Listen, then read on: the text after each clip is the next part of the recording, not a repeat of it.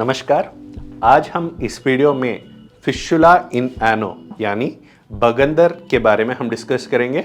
Fistula क्यों होता है, फिस्टुला मतलब क्या है, फिस्टुला दवाई से ठीक कर सकते हैं क्या, फिस्टुला के लिए सर्जरी में क्या करना जा रहा है और फिस्टुला अगर डायग्नोस हो गया तो उन लोगों में कौन सी इन्वेस्टिगेशंस की ज़रूरत पड़ सकते हैं और क्यों ज़रूरत पड़ सकते हैं और उसका ट्रीटमेंट ऑप्शंस क्या है हम डिस्कस करेंगे। पहले हम बात करेंगे है कि फिस्टुला मतलब क्या है। अगर फिस्टुला के बारे में जानने के पहले हम ये डिस्कस करेंगे कि मोशन जाने के रास्ते में क्या क्या स्ट्रक्चर्स होता है। अगर हम इस पिक्चर में देखा गया तो ऊपर जो दिख रहा है उसको रेक्टम कहा जाता है और जो नीचे दिख रहा है उसको एनल कैनाल कहा जाता है। ये रेक्टम डैम जैसा है और ये एनल कैनाल डैम गेट्स जैसा है। जब डैम में पानी की जगह पे मोशन बढ़ जाता है वो ब्रेन को सिग्नल भेज के डैम खाली करने के लिए सिग्नल दे देते हैं। तो ये डैम गेट्स मतलब एग्जैक्टली क्या है कि जो नीचे दिख रहा है, जो मोशन जाने के सराउंडिंग वो पूरा घूम के स्पिंक्टर मसल जैसे होता है। उस स्पिंक्टर्स में भी दो तरीका का स्पिंक्टर्स होता है, बाहर का और अंदर का। तो अब हम ये जानते हैं कि फिस्टुला मतलब क्या है। तो फिस्टुला में क्या होता है कि मोशन जाने की रास्ते में कहीं पे अगर इन्फेक्शन होके वो इन्फेक्शन फैल के वो मोशन जाने के रास्ते से स्किन के ऊपर तक आ गया तो हम उसी को फिस्टुला कहा जाता है। तो अब हम बात करेंगे कि फिस्टुला क्यों हुआ है। तो उसके जानने के पहले जनरली बॉडी में कुछ ग्लैंड्स होता है, ग्रंथ, उसका क्या फंक्शन होता है, कुछ सेक्रेशंस रिलीज करना है। जैसे पहले बात करेंगे सलाइवरी ग्लैंड्स। सलाइवरी ग्लैंड से क्या होता है, सलाइवा आते रहते हैं। या स्वेट ग्लैंड्स की बात करेंगे, स्वेट ग्लैंड से पसीना आते रहते हैं, उससे ही बॉडी टेम्परेचर भी मेंटेन होते रहते हैं और स्किन स्मूथनेस भी मेंटेन होते रहते हैं। हर एक बॉडी में देखा गया तो बॉडी एक मशीन जैसा है और ये बॉडी का मशीन स्मूथली फंक्शन होने के लिए लुब्रिकेशन की ज़रूरत तो है ही है। जैसे अभी सलाइवा हो या स्वेट हो, ये पूरा लुब्रिकेशन के लिए मदद कर रहा है। जैसे हम बाहर गर्मी में घूम के घर गया है, खाना खाने के पहले हम पानी पिएंगे ताकि यहाँ पे थोड़ा सा लुब्रिकेशन होते रहते हैं। वैसे ही मोशन जाने के रास्ते में भी मोशन जाते समय ज़्यादा नहीं रगड़ने के लिए वहाँ पे भी कुछ एनल ग्लैंड्स बोल के होता है। ये एनल ग्लैंड्स का प्राइमरी फंक्शन ये होता है कि मोशन जाते समय ज़्यादा ना रगड़ने के लिए वो ग्लैंड्स का सेक्रेशंस मदद करते रहते हैं। जैसे कभी कभी ये स्वेट ग्लैंड्स इन्फेक्ट होके बॉयल जैसे बन जाता है, वहाँ पे भी एनल ग्लैंड्स कभी कभी इन्फेक्ट होके वो पस पॉकेट जैसे बन सकता है। ज़्यादातर लोगों में वो पस पॉकेट अपने आप अंदर फोड़ के मोशन में निकल के वो कब आ गया कब चला गया मालूम भी नहीं पड़ेगा। बट अगर कुछ लोगों में अगर किस्मत खराब है तो उन लोगों में ये पस पॉकेट मोशन जाने के रास्ते के अंदर फूटने की वजह से वो बाहर फूट के बाहर वो पस पॉकेट फैल के वो पूरा स्प्रेड होके अगर वहाँ पे मोशन जाने के आजू बाजू के स्किन के ऊपर एक छोटा सा फोड़ा जैसे बन के वहाँ से अगर पस जैसे निकल रहा है तो उसी को हम फिस्टुला कहा जाता है।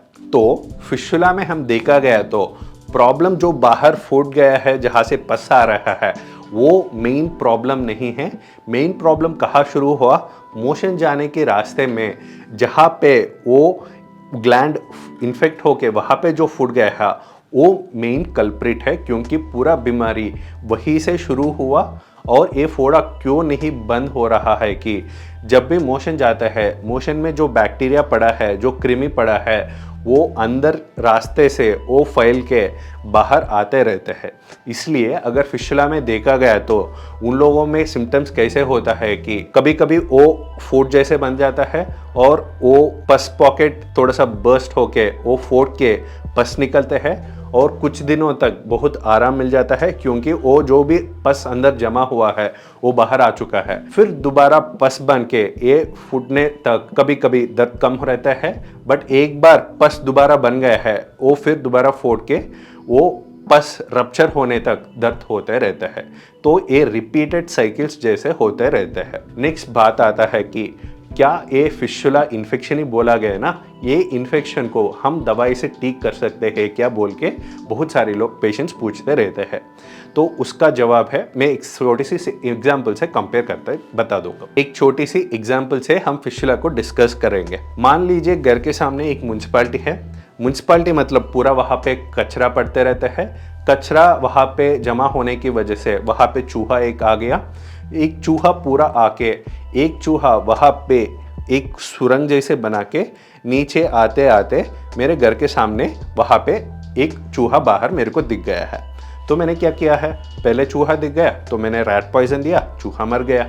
एक महीने के बाद फिर और एक चूहा आ गया, उसको भी रैट पॉइजन दिया, वो भी मर गया है। फिर और एक महीने के बाद और एक चूहा आ गया। ये तो लगातार आ ही रहा है। तो अगर मेरे घर में अगर चूहा नहीं आना है तो क्या करना की जरूरत पड़ेगा? अगर देख लिया तो पहले जो मेन कारण है म्युनिसिपैलिटी को वहां से निकलना है, या चूहा जहां से वो म्युनिसिपैलिटी के बगल से वो सुरंग बना रहा है वो सुरंग को बंद करना पड़ेगा, या वो चूहा जहां पे सुरंग का स्टार्टिंग पॉइंट है उसको बंद कर सकते हैं, या पूरा सुरंग को बंद कर सकते हैं, या बाहर जो मेरे घर पे वो चूहा बाहर आ रहा है उसको बंद कर सकते हैं। अगर हम फिशुला में देखा गया तो म्युनिसिपैलिटी मतलब क्या है, मोशन जाने के रास्ता। वहां से हर बार मोशन जाते समय थोड़ा बहुत बैक्टीरिया वहां पे आ रहा है। ये सुरंग का स्टार्टिंग पॉइंट मतलब क्या है, उसी को हम इंटरनल ओपनिंग कहा जाता है, क्योंकि उस इंटरनल ओपनिंग से ही पूरा बीमारी स्प्रेड हो ही रहा है।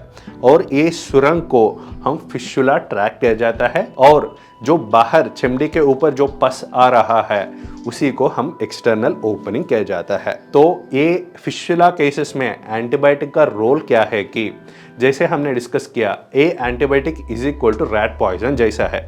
एंटीबायोटिक लेते समय डेफिनेटली इन्फेक्शन कम होने की वजह से थोड़ा बहुत आराम मिल गया लगता है। पूरा बीमारी दूर नहीं पड़ेगा, क्योंकि ये बीमारी दोबारा नहीं आना है तो ये सुरंग को या पूरा म्युनिसिपैलिटी को निकालने की ज़रूरत पड़ सकते हैं। जब तक म्युनिसिपैलिटी है, जब तक वो सुरंग ऐसे ही है, वो चूहा आते रहते हैं। मतलब ये मोशन जाते समय हर बार जब तक ये रास्ता ऐसे ही खुला है तो ये फिशुला बार वो पस बन के वो पस बाहर आते रहते हैं, कितना भी दवाई देने के बावजूद भी। तो फिशुला अगर परमानेंटली दोबारा नहीं आना तो एक ही ट्रीटमेंट ऑप्शन ये है कि सर्जरी की जरूरत है। दवाई से सिर्फ टेम्पररी रिलीफ मिलेगा, बीमारी 100% दूर नहीं होगा।